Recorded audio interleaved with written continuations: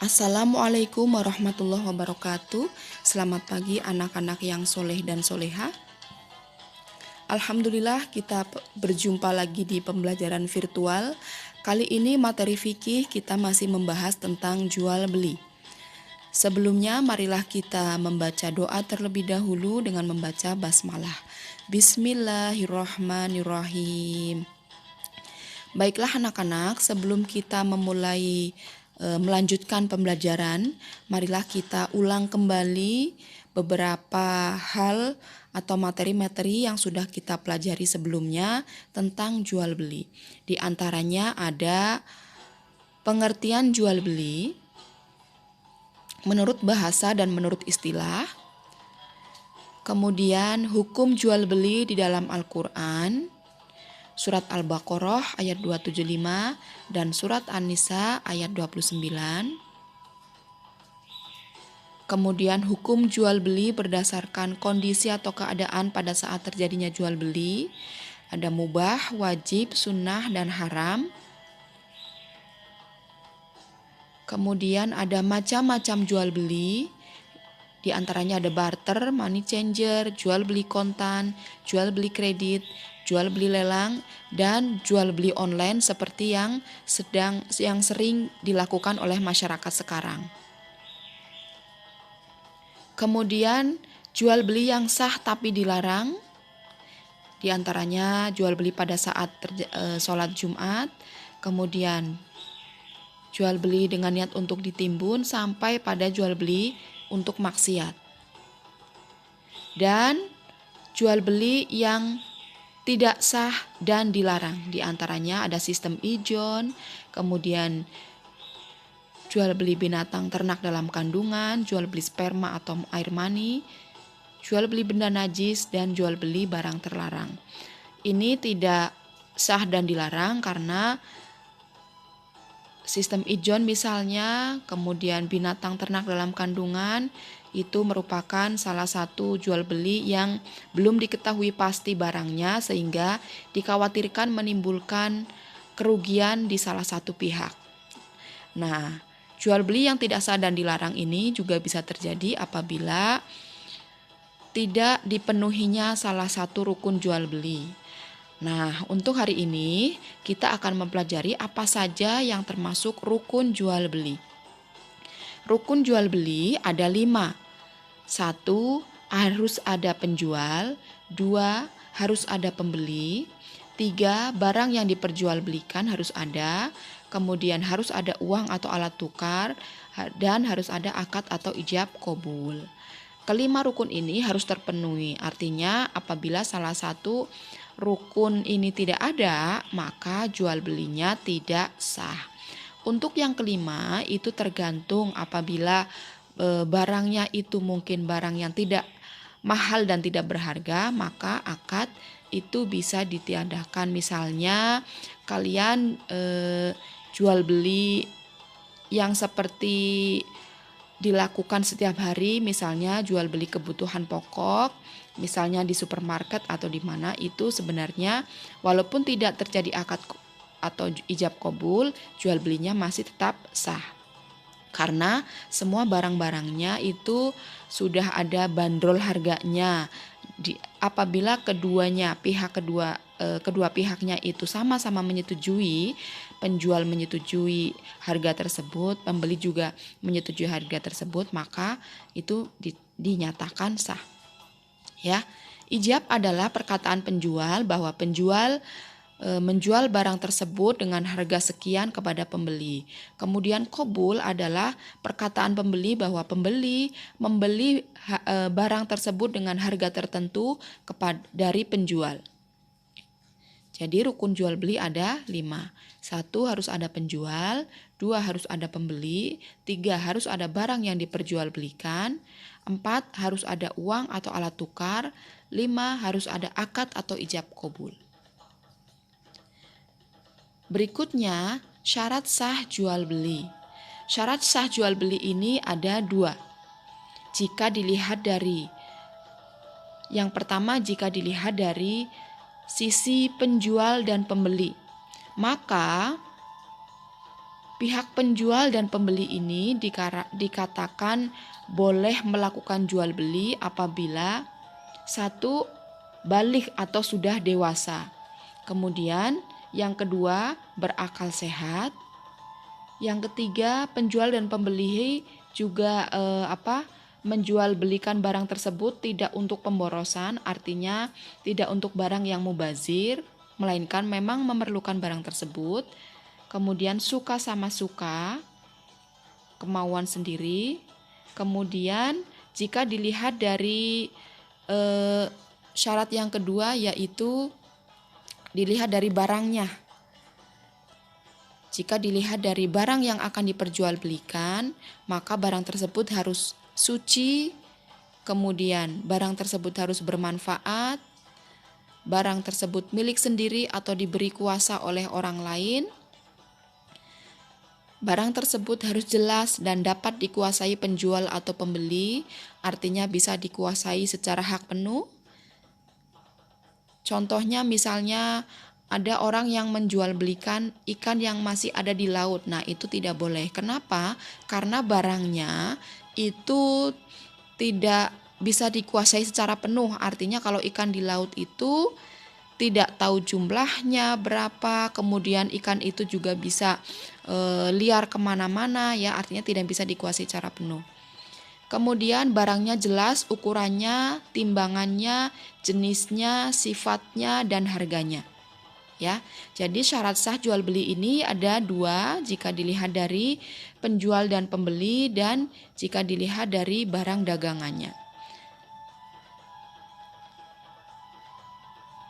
Berikutnya, syarat ijab qabul. Syarat ijab qabul ada 4. Yang pertama, qabul harus sesuai dengan ijab. Tadi ijab adalah perkataan penjual, qabul adalah perkataan pembeli. Jadi perkataan antara penjual dan pembeli ini harus sesuai. Qabul adalah perkataan pembeli, maka perkataan pembeli juga harus sesuai dengan perkataan si penjual. Misalnya si penjual mengatakan bahwa yang dijual belikan adalah barang A, maka ketika qabul pun pembeli juga harus mengatakan yang dibeli adalah barang A, bukan B. Begitu juga dengan harganya, harus sesuai dengan yang dikatakan oleh si penjual. Ini adalah untuk barang-barang yang mahal ya tentunya. Berikutnya yang kedua, ijab qabul tidak boleh disela dengan kata-kata lain. Kemudian jangan memakai tenggang waktu.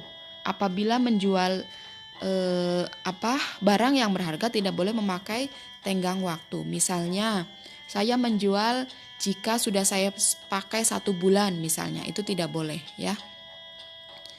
Berikutnya jangan bertaklik.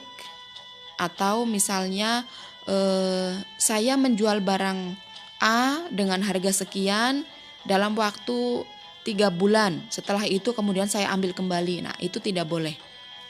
Ya.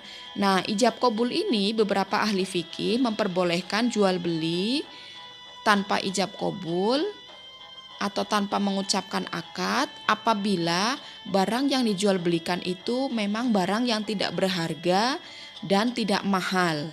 Jadi untuk barang-barang yang mahal dan berharga itu harus ada ijab qabul. Misalnya apa? Contohnya jual beli rumah, jual beli tanah, jual beli mobil dan lain sebagainya yang termasuk barang-barang berharga.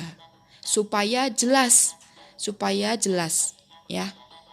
Tapi kalau untuk barang-barang yang tidak berharga, misalnya kebutuhan pokok sehari-hari, itu mungkin tidak terlalu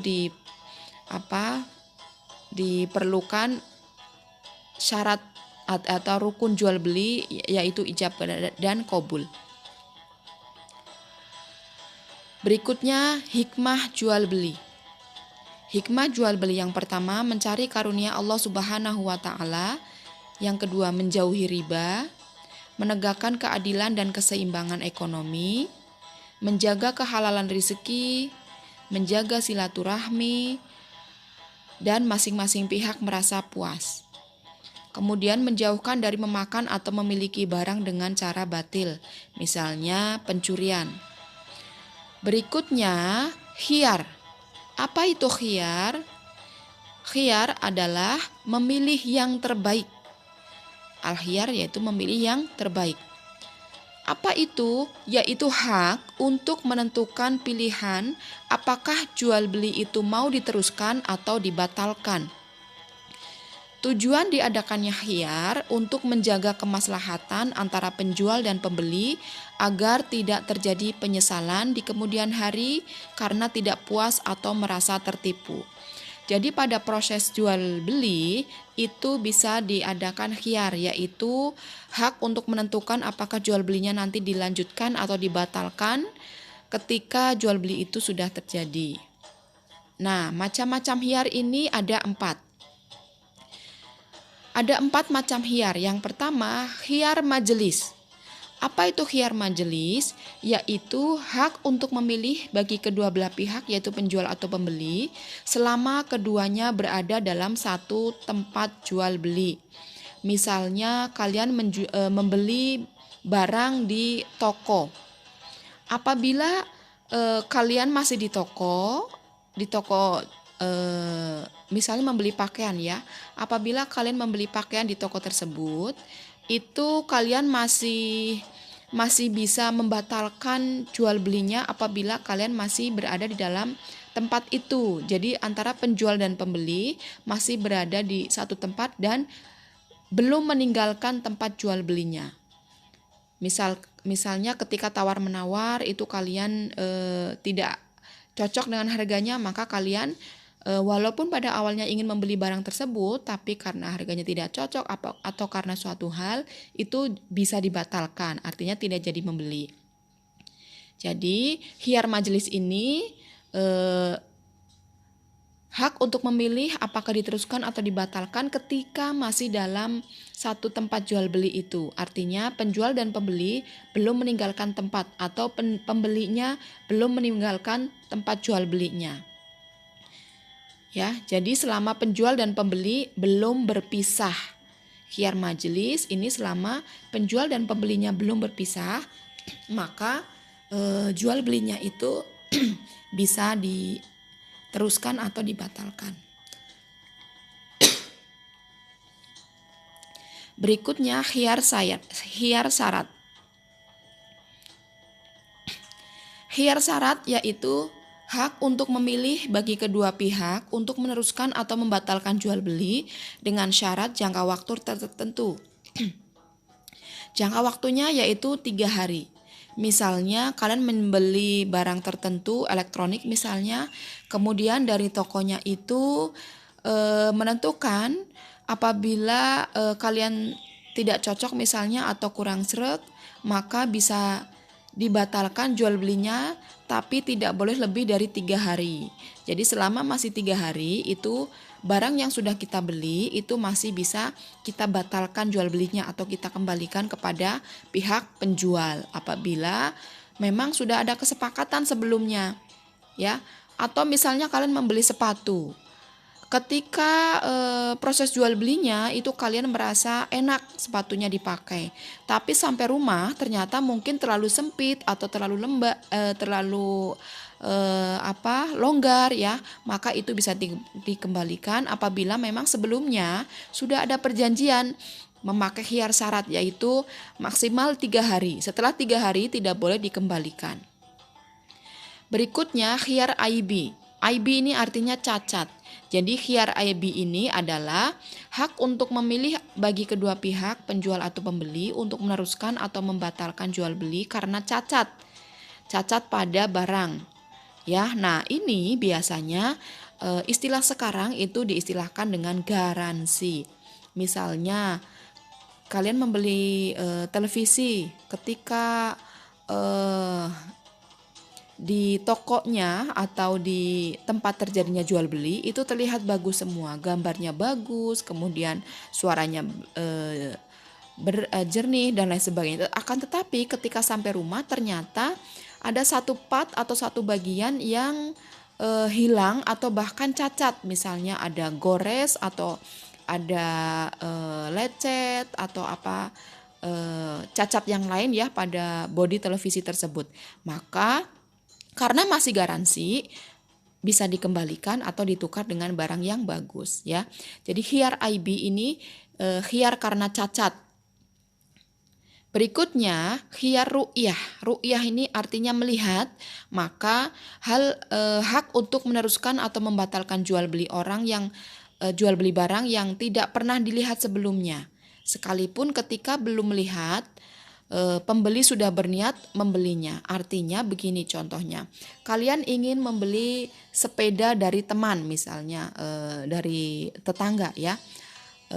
Si A ingin menjual sepeda, tetapi sepedanya belum dibawa. Kemudian kalian ingin membeli sepeda tersebut, orang tua kalian ingin membeli sepeda tersebut.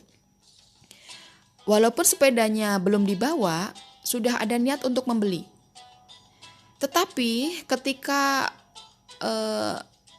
keesokan harinya barangnya dibawa, walaupun awalnya orang tua kalian ingin membeli sepeda tersebut, tetapi karena suatu hal ternyata tidak sesuai dengan keinginan atau harapan, maka si pembeli itu bisa membatalkan jual belinya.